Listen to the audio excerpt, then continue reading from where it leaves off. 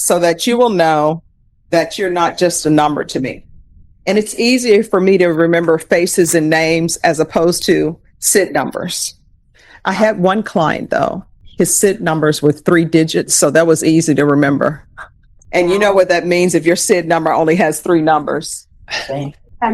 Oh, yeah. When I would go see him at the jail, the people at the jail, no, Stephanie. I'm like, no, those are his numbers. And then they're like, oh my gosh. Right from the start, it's clear that someone has completely run out of patience for excuses. The judge's no-nonsense attitude is on full display. But let me ask you, have you ever found yourself apologizing for someone else's mistakes? If you have, you'll understand this moment all too well.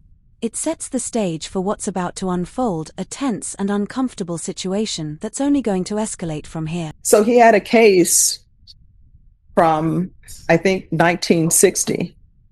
So that is why he had the 3-digit number. Oh, yeah? Oh, wow. All right. So, Mr. Bernal, do you want a jury trial or a bench trial? What do you want? Judge, he wants me attorney. Oh, why?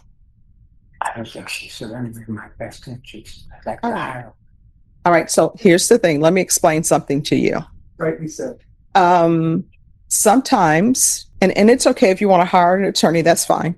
Sometimes people think an attorney is not working in their best interest because that attorney is not giving them what they want. Right. Sometimes people want a dismissal and the attorney says, well, I talked to the state. State says they're not dismissing it. They can't force the state to dismiss a case. If you want a dismissal and the state says, no, we have enough evidence, we're not dismissing it. This is a pivotal moment, the decision between a jury trial and a bench trial. Simply put, do you want a group of everyday people deciding your future, or would you rather leave it solely in the hands of a judge? A jury can be unpredictable, swayed by emotion or perception, while a judge tends to be sharp, straightforward, and unflinchingly direct. It's a high-stakes choice. Which path would you take? Then your choice is, hey, either you accept that they're not going to dismiss it, enter into a plea bargain agreement, or either you go to a jury trial or a bench trial. But your attorney can't force the state to give you what you want. That's not really how it works. The way negotiations work is they'll go to the state. Maybe your attorney will tell the state, hey, I see some bad issues with your case. This is what you're going to have a problem proving. And then the state will be like, oh, I didn't view that. These prosecutors will do that. I don't know what other prosecutors are doing, but they're saying like, oh, I didn't consider that. Let me look into that. And then they'll probably look into it. And if everybody agrees on what they're seeing or what the issues is, they may say, you know what, we are going to dismiss it. But you're charged with the burglary of a building. So burglary of the building cases, they're very simple. Let's pause for a moment. This is a perfect example of how plea negotiations really work in the courtroom. The judge has just delivered a mini masterclass on the reality of the legal process. It's not about what you want or what seems fair, it all comes down to the strength of the evidence. If there's no clear, undeniable proof, no smoking gun, then there's no chance of getting the case dismissed. It's that simple. Drug cases are very simple and in terms of what needs to be proved. So if your attorney is not giving you what you want, which may be a dismissal, that doesn't mean that they're not working in your best interest. It just means that the state said they're not going to dismiss it. State, on Rafael Bernal, are you all going to dismiss this case? We will not be, Judge. So is there anything that the defense can do to make you dismiss this? I guess other than you're on video at the picnic with the pastor or something. You know, I said there's nothing that she can present to them that is going to make them want to dismiss your case. They're saying they're not going to dismiss it. Is that correct? That is true, Judge. Is there any information that the state can bring you? That defense could bring us? Yeah, I'm sorry, that the defense could bring you to have you dismiss this case? There is not, Judge. So they're not going to dismiss it. Okay, everything that you said prior to this about how she's not doing her job. No, Let's explain. I'm not saying she's not doing her job. What I'm telling you is it appears that you, and I'm using it as a hypothetical, you want a dismissal. The state is saying they're not going to dismiss your case. But she actually also giving me the proof of why I don't have a case for dismissal. She's never given me. I need to look at the proof to see what proof they have to convict me. All right, so let's do this. Could you go over the paperwork with him again? Yes. All right, and State, could you make sure that she has your file so that she can show him police reports and everything? Certainly, Judge. On the record, respectfully, Judge, I have shown him all of the documents that we have in the state's file. He's looked at the state's application. Oh, no, here's the thing.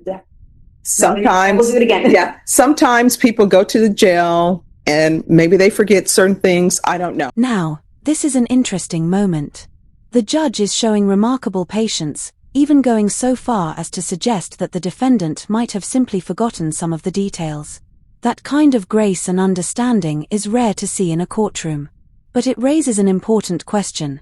Is this truly forgetfulness, or could it be a deliberate strategy at play? What's your take? But she's going to show it to you today.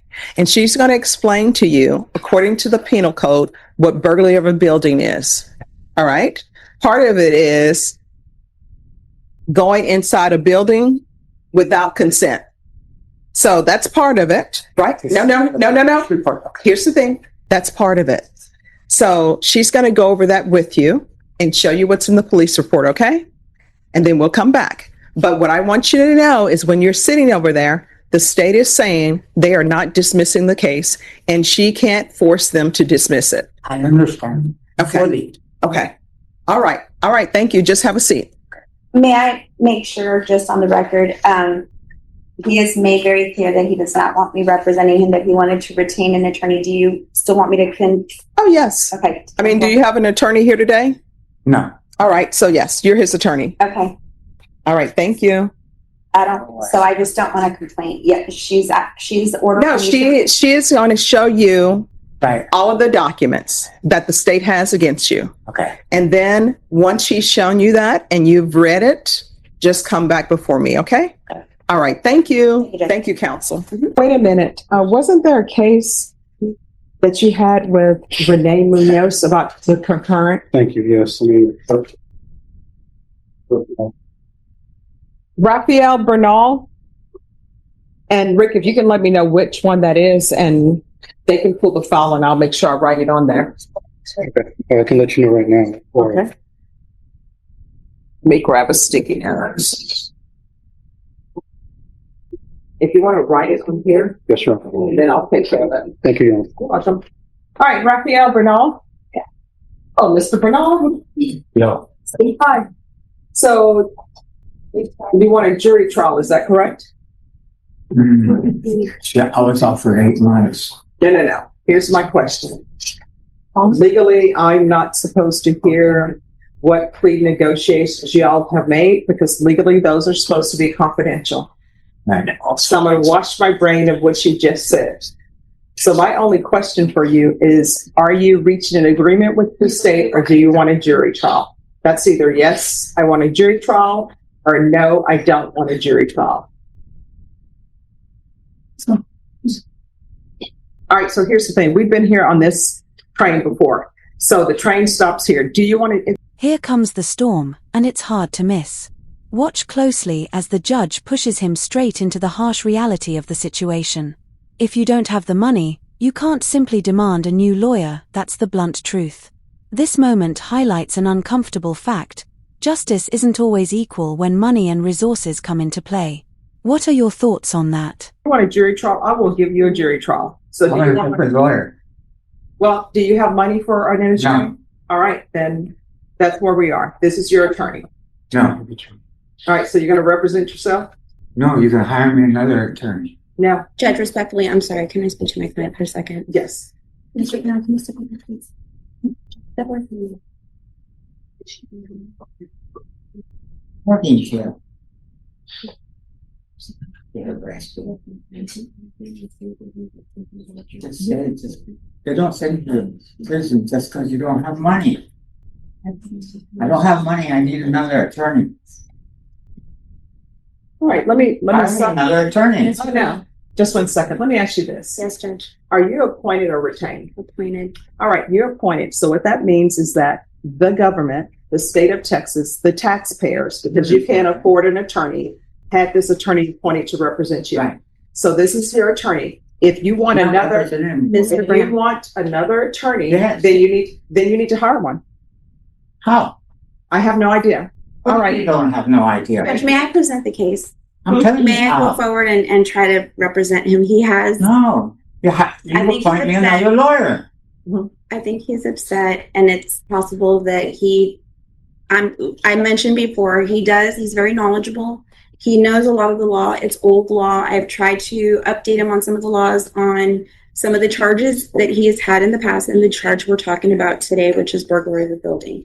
I It's a explained the repeat. different. I explained the That difference. time I was here before. So No. I need to explain. what I It would was like the to do right same now, Judge. thing, burglary of a building, and it was dismissed. Yes. And now it's a repeater. Let me ask you something, Mr. Bernal. Yes. You're Raphael Bernal. Yes. What do you want to say? I just said it. No, what do you want to say? We're here to listen because you keep interrupting your counsel. So nobody's going to say anything. I'm going to let you speak. What is it that you want me to know? What did you not hear? I didn't hear any of it. Why not? Everybody heard. No, they did not. You didn't hear it. No, they said they did not. So what is it you hear? Mr. Judge, can we get a second, please? I'm sorry. No, that's okay. Sometimes, counsel, I understand where you are, but sometimes when people don't get their way, they behave childlike, which is fine. I'm So not this is what's going I'm to 64 years Counsel- old. I'm older than you. counsel. You assume that. Counsel, Where this did I assume that? counsel, this is what's going to end up happening. You're going to go to jury trial. You will be his attorney. A full-blown courtroom meltdown, the kind of outburst people remember, but not for the right reasons. However, there's a deeper layer to this moment. Is this an expression of pure frustration, or is it fear breaking through? At this point, the case isn't just about burglary anymore. It's starting to unravel on an emotional level, revealing far more beneath the surface. If he doesn't want to take your advice or listen to you, then he doesn't take your advice or listen to you. But people need to realize that when you're appointed, people need to realize that when you're That's bullshit. when you're appointed an She's attorney, working against me. You're working against me. The district attorney is working against me. And you're not listening. So the bottom case number is one that only shows up as being sentenced to. The top two need to be concurrent with it. thank you. I'm sorry about that. Hey, here's the thing. You know what I always say? It's one of those days. No, it's mine. But Well, even for me too. My there's a short song by errand Monica, just one of them days. But here's my whole thing. Everybody needs to stop apologizing for other people's action. That's a grown man. There's no need for you to apologize for him. It offends us to see that. Sorry, It Judge. does. Yeah. So bad. Don't feel bad. That's not you.